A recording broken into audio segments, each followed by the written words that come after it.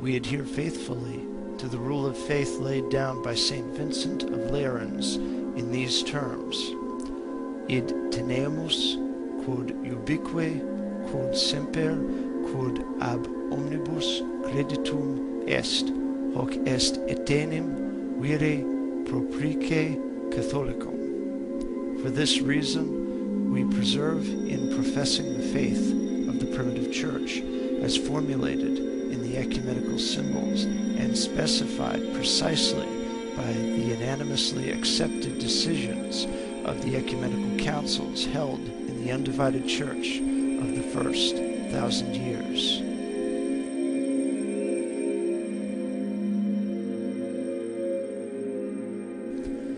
We therefore reject the decrees of the so-called Council of the Vatican, which were promulgated July 18th, 1870, concerning the infallibility and the universal episcopate of the Bishop of Rome, decrees which are in contradiction with the faith of the ancient Church, and which destroy its ancient canonical constitution by attributing to the Pope the plenitude of ecclesiastical powers over all dioceses and over all the faithful.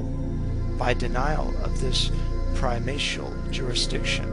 we do not wish to deny the historical primacy which several ecumenical councils and fathers of the ancient church have attributed to the Bishop of Rome by recognizing him as the primus inter pares.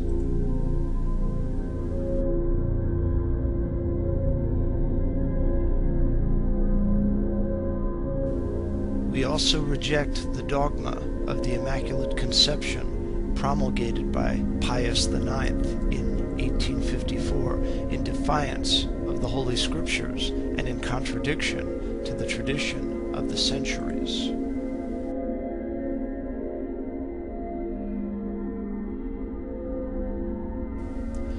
As for other encyclicals published by the bishops of Rome in recent times, for example,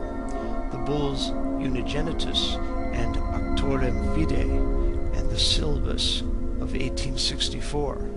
we reject them on all such points as are in contradiction with the doctrine of the primitive church, and we do not recognize them as binding on the consciences of the faithful. We also renew the ancient protests of the Catholic Church of Holland against the errors of the Roman Curia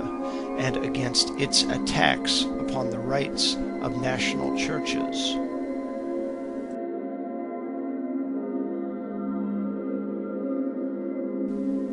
We refuse to accept the decrees of the Council of Trent in matters of discipline, and as for the dogmatic decisions of that council, we accept them only so far as they are in harmony with the teaching of the primitive church.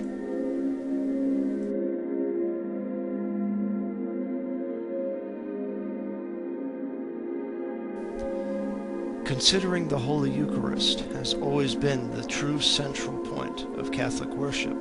we consider it our right to declare that we maintain with perfect fidelity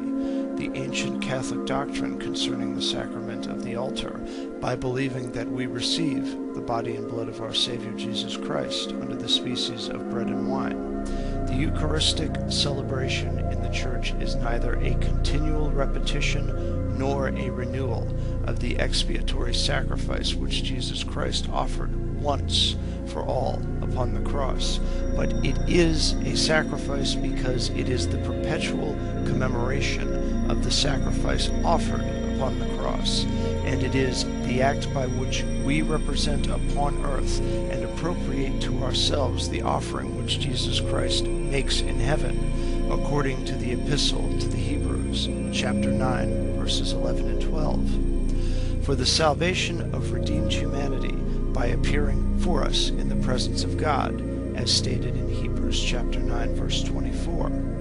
The character of the Holy Eucharist thus being understood, it is at the same time a sacrificial feast, by means of which the faithful, in receiving the body and blood of our Savior, enter into communion with one another, as stated in 1 Corinthians chapter 10, verse 17.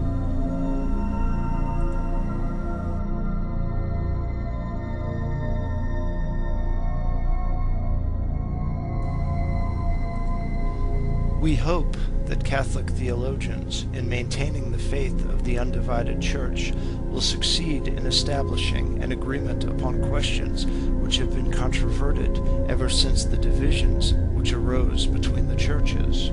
We exhort the priests under our jurisdiction to teach, both by preaching and by the instruction of the young, especially the essential Christian truths professed by all the Christian confessions, to avoid, in discussing controverted doctrines, any violation of truth or charity,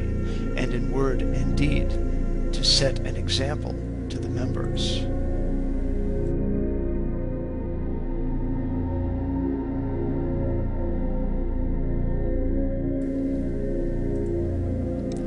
By maintaining and professing faithfully the doctrine of Jesus Christ, by refusing to admit those errors which by the fault of men have crept into the Catholic Church, by laying aside the abuses in ecclesiastical matters, together with the worldly tendencies of the hierarchy, we believe that we shall be able to combat efficaciously the great evils of our day, which are unbelief and indifference in matters of religion.